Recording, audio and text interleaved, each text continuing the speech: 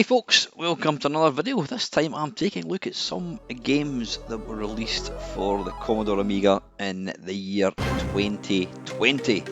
Yeah, now I know the Amiga has not been a commercial thing for many years. Some may argue that, but that is a fact. The actual Amiga itself stopped being a thing a long time ago. But like all these sort of, all the 8-bits and 16-bit, there are still people putting out games. Now this one is quite a disgustingly bright platform game.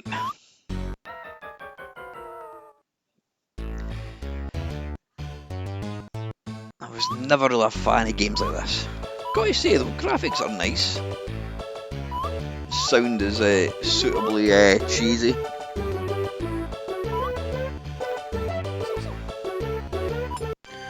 I haven't a clue what you're supposed to actually be.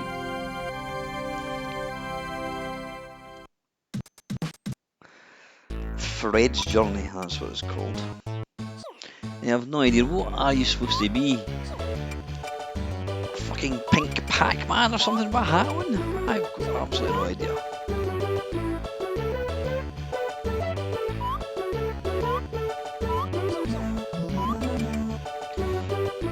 It obviously takes a lot of inspiration from various other side-scrolling platform games. These kind of games were really popular during the Amiga's time. They weren't really games that I was a fan of, but I mean obviously these kind of games were like 10 a penny on the 16-bit consoles and 8-bit consoles, and so I think Commodore just thought that, well, to try and compete, or not so much Commodore, but companies thought, well, if we can get a bit of the action, get a bit of the Sonic and Mario action, we'll make a bit of money. So yeah, there was a lot of these for the Amiga as well. They weren't really the kind of game that I preferred playing, but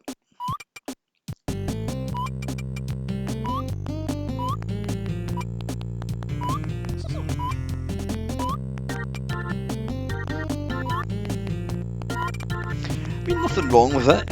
Graphics are nice, well defined, look pretty good, nice and colourful, good use of colour. Now I've got absolutely no idea if these games were released commercially in 2020, no idea. I'm playing the big Amiga, is it AGS image, which has just got loads and loads of stuff in it, including these. But like anything, you know, if there's a game that you see that you really like, you know, and you know that you can actually support the author, then go and do it. You know what I mean? It's nice to give back.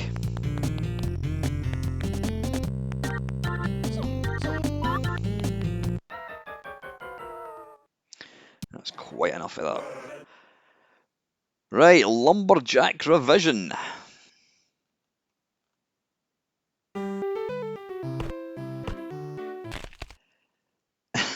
Now you'll see here, it took me a few goes to actually figure out what I'm trying to do here.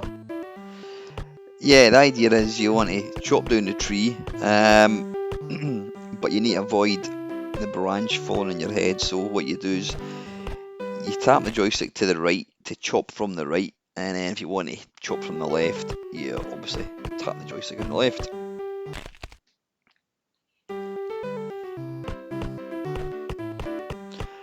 I'm not quite sure if it actually ends. Nice graphics, I have to say.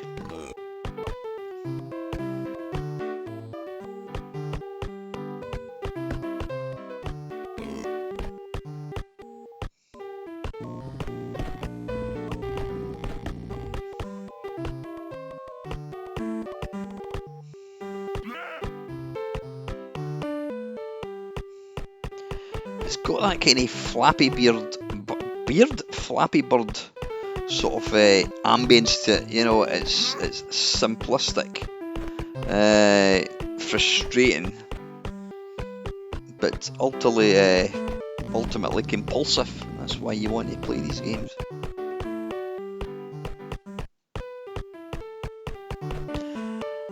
Yeah, I'm presuming there is nothing else to this game.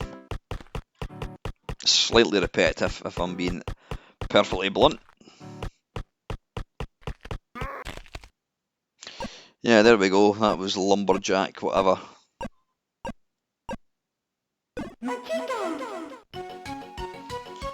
Right, Magica, yeah. It says Amiga conversion, so presumably it must have come out for something else.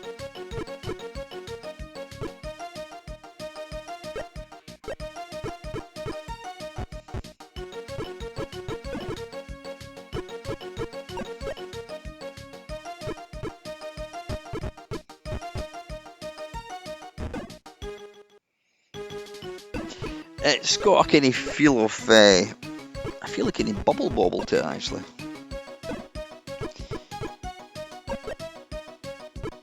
You shoot the wee guy and then you knock into him, and then he bounces about before he eventually turns into a sort of a potion of sorts.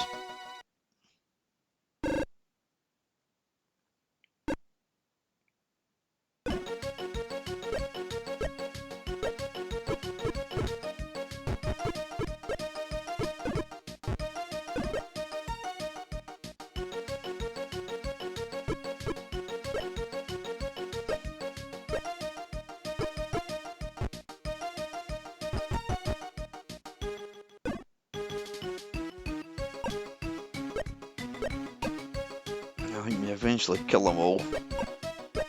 The exit opens.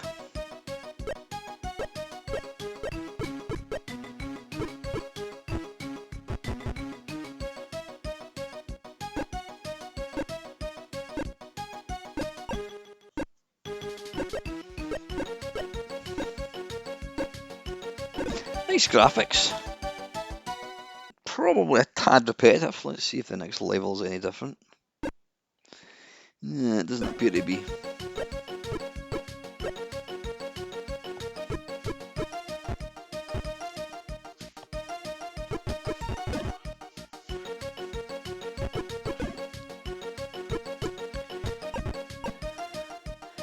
Yeah, it doesn't appear to do anything else. It is slightly samey, if I'm being honest. Of course, no doubt somebody's probably screaming at the camera saying, or screaming at the screen saying, if you get to level 5, it all changes. But I can't really be bothered playing that far. Anyway, yeah. Now, this one, Raid Over Moscow, this doesn't really need any introduction. I did actually do a standalone video of this a couple of years ago, I think. This is obviously, it's a conversion of the Commodore 64 game. It was programmed by Access Software, Bruce Carver and Roger Carver, who did the original Beachhead.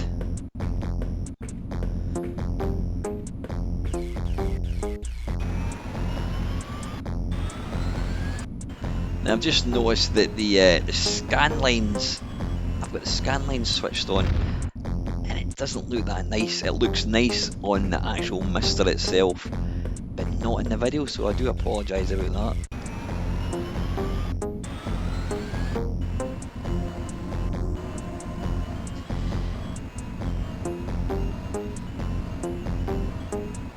This is always going to be a difficult game to better because, in my opinion, the C64 one is a Stonewall classic. It's got great graphics, the sound is something else.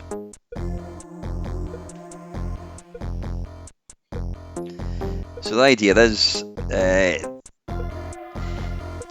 Russia have launched a missile from Kiev and it's currently winging its way to Washington. Now it's up to me to try and destroy the missile, and I've just failed miserably. This is pretty tricky. Even on the C64, you've got to get the height, you've got to get the direction, and then you've got to press, I think it's F2 on the C64, and this one is F7. You've got to have a certain amount of altitude. And try and not die, and I'm going to die here. Bollocks. Now, the sound in the C64 one in this bit is awesome. It's impressive on the Amiga, but not as much.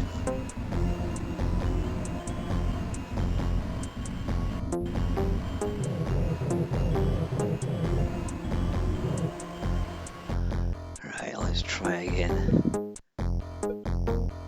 So you control a little kind of white arrow, and what you want to do is come down to Kiev, where the missile's been launched, and then it automatically goes on the next screen.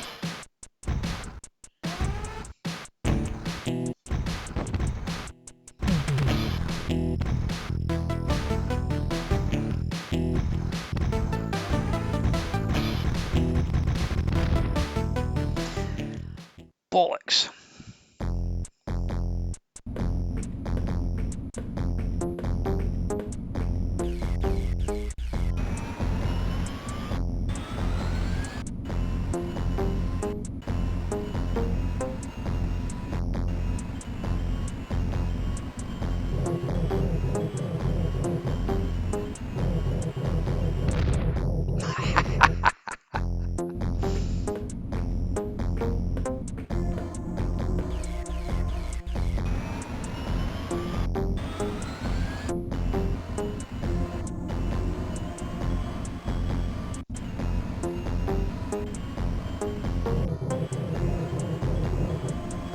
There's about 5 or 6 levels to this. Unlikely you're going to see any more than 2, I think, in this video, but yeah, it's definitely a game that's worth sticking with. Though I would suggest you play the Commodore 64 one.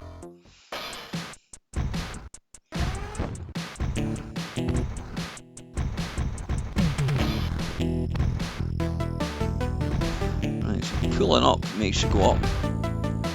Oh crap! Now see, that's something you can't do in the C64. You can't crash like that into the ground. Although I did notice there is different skill levels in this one, so they've obviously introduced a few added kind of difficulties.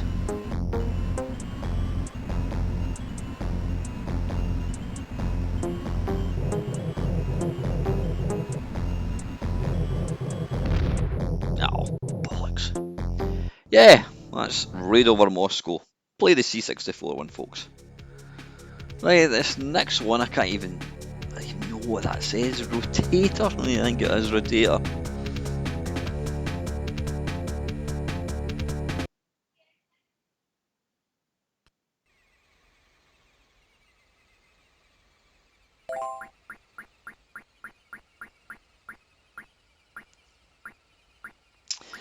Now, this is a weird one. It's, if you've ever played Wiis Ball on the C64 or the Amiga, although the 64 one is the better one, yeah, you start off, it's similar. You start off controlling this sphere, holding left and right makes it rotate in that direction, pressing fire button makes it jump. And yeah, I'm trying to figure out what the idea in this one. I think you're trying to collect gems. And it's very sensitive.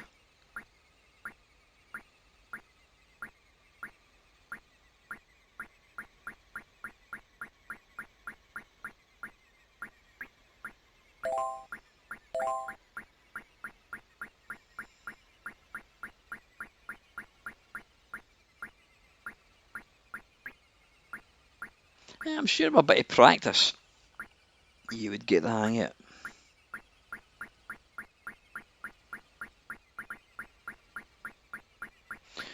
You obviously can't get down there.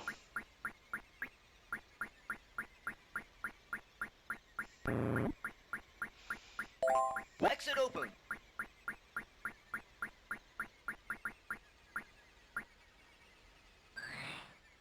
It's not a bad little game. I mean, it's quite original because it does borrow heavily from Wiis Ball, from what I can see. 3, 2.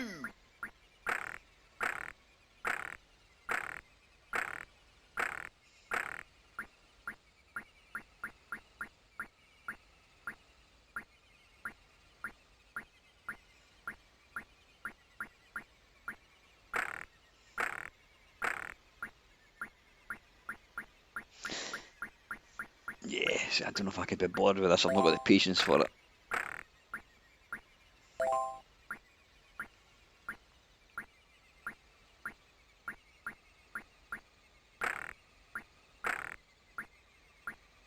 One.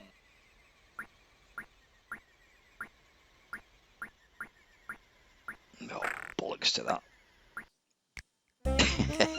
Yeah, not bad.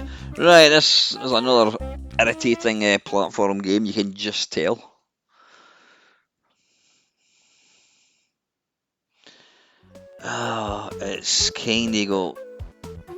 It's kind of got rain violins written all over it. There's just something about really super cute graphics that I just can't stand.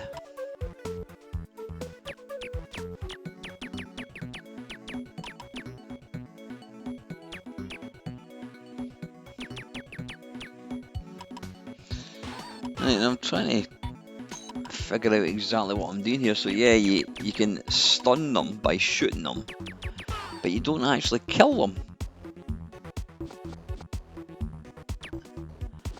So can you only kill them by dropping, like, hitting the other baddies with a rolled up body, possibly? It's weird when you shoot it, it kind of moves towards you. I'm not quite sure what's going on there. Yeah, like that. Can I push it down? Oh, he's going to change back.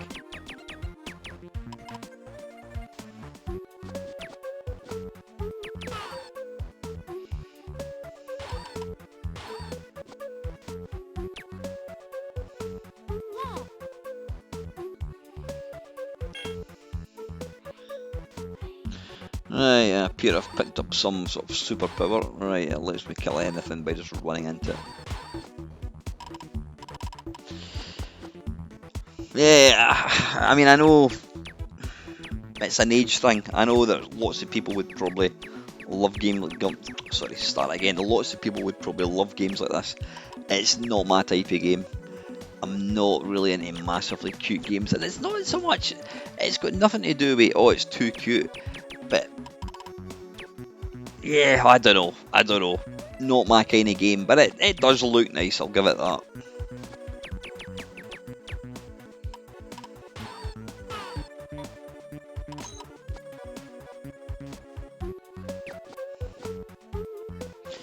It's just, yeah, it's just too bright and gaudy for me. But I'm sure some people would like it. Not for me. Right, from one cute game to another cute game. Now, I've heard a lot about this tiny Bobble. Now, what's interesting is the Amiga did have a port of Bobble, but from what I gather, is somebody decided to make the definitive version, and this is the first time I've actually loaded this or played it.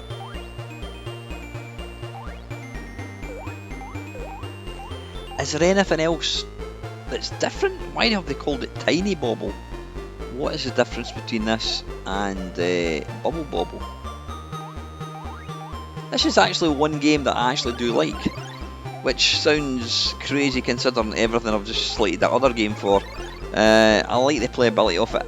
The thing is, there's something about playing a cute child. Yeah, it might be that. I don't mind playing games that have got cute graphics, like, I mean, Pac-Man's quite cute, I suppose. You're playing the part of a dinosaur, not got a problem with that, but playing a kind of big bug-eyed child, there's just something, no, just doesn't sit right with me at all. But this is really, really nice, from what I can tell. Arcade perfect, I think.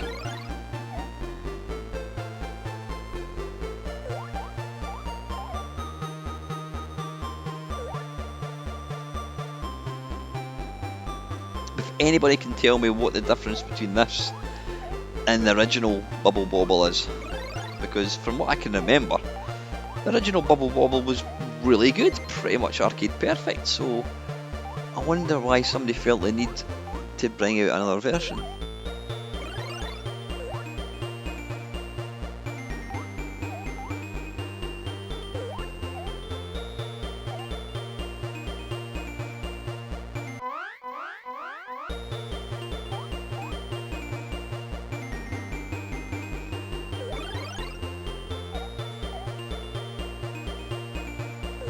This is always better played with 2 players as well, I think.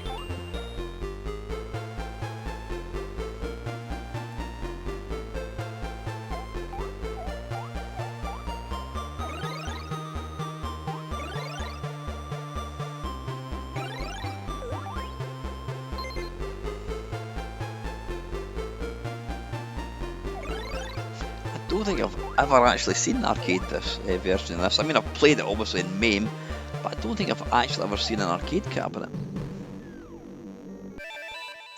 Yeah, from tiny Bobble to tiny Galaga. Now this is a really strange look. What they've done here is they've taken obviously a kind of Game Boy style graphics, but they've kind of given it a higher resolution, because look at the animation of them. Fantastic. It's really nice. I wonder, interesting why they've gone for the black and white. This is actually a really nice version.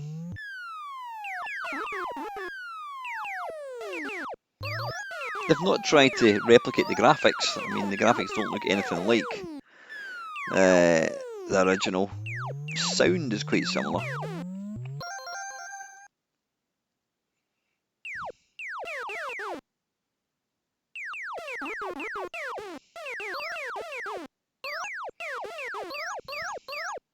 But yeah, that's about the best way I could describe this. It's like on a Game Boy, but with higher resolution graphics.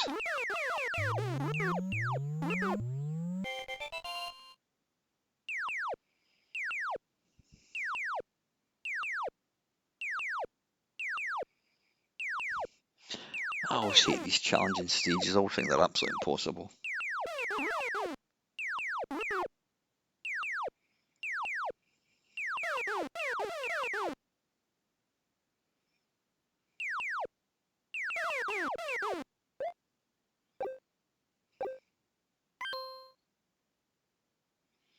Yeah, they've taken the essence of the arcade game, but they've kind of put their own kind of stamp in it, which I really like. So I think, yeah, they're kind of power-ups as well, which you don't get in, obviously, Galaga.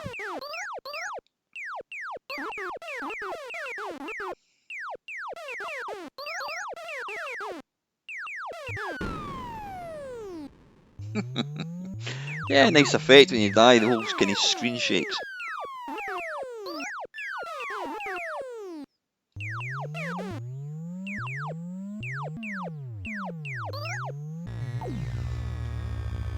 There we go, that is Tiny Galaga. Sticking with the tiny make, we've got Tiny Invaders.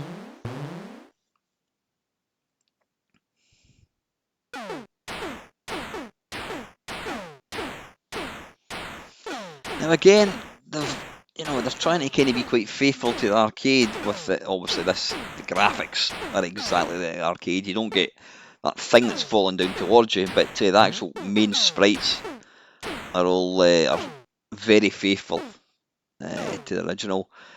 Obviously there's a bit of kind of up and down movement. It's a lot more colourful than the original, but it's got the same kind of essence of the game. You've also got little power-ups here, I think.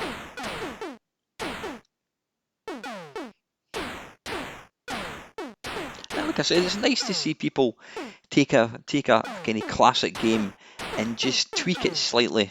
It doesn't always work. Some days it does, some days it doesn't.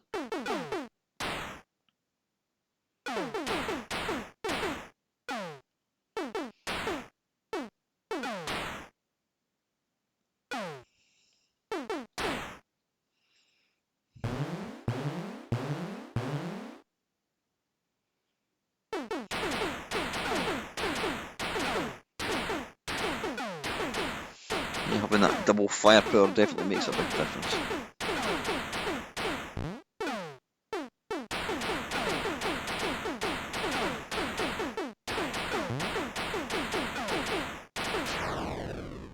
No, bollocks.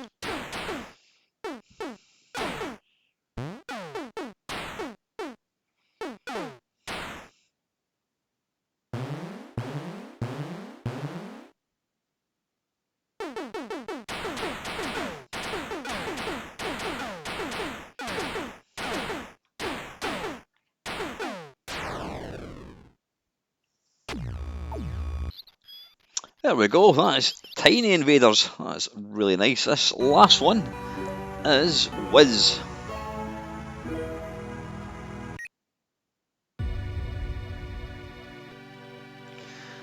I guess we should really read this. The path of hope. In a strange land far away in a wizard, Wiz if you will, Wiz once possessed a treasured magic lantern that was given to him by the fairy queen. The lantern contains bright magical fairy lights that keeps the evil spirits at bay across the land. Blah blah blah blah blah blah blah blah blah. Oh good golly, that is what you call one bright looking game. Interesting, it's kind of done like almost like a painting, isn't it? That's quite unusual.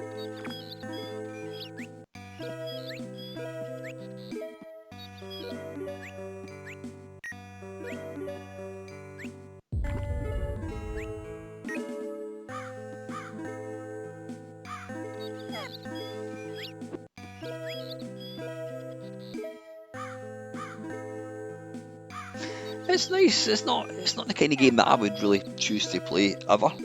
But I like the fact that they've tried to put their own kind of unique stamp on it. You know, it's got a nice hand-drawn sort of look to it. Quite unusual.